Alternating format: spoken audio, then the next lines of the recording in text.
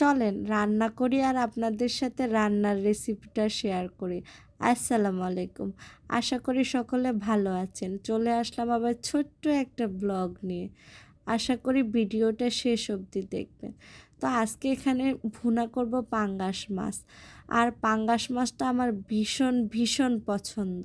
তো এখানে পাঙ্গাস মাছ ভুনা করার জন্য পাইপিনে ফার্স্টে তেল দিয়ে দিলাম, তারপর একটু পেঁয়াজে হালকা করে ভেজে ওইখানে দিয়ে দিলাম রসুন বাটা, তারপর দিয়ে দিলাম হলুদ গুঁড়া আর স্বাদ অনুযায়ী লবণ, তারপর এখানে দিয়ে দিলাম মরিচ বাটা। আর সবচাইতে আকর্ষণীয় জিনিস হচ্ছে এখানে আজকে আমি বাটা মরিচ দিয়ে পাঙ্গাস মাছটা রান্না করতেছি।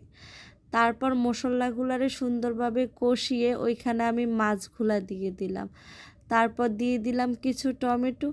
তারপর আস্তে আস্তে জাল করতে করতে রেডি হয়ে গেল আমার পাঙ্গাস মাছ ভুনা। তো সবাই ভালো থাকবেন, আল্লাহ হাফেজ।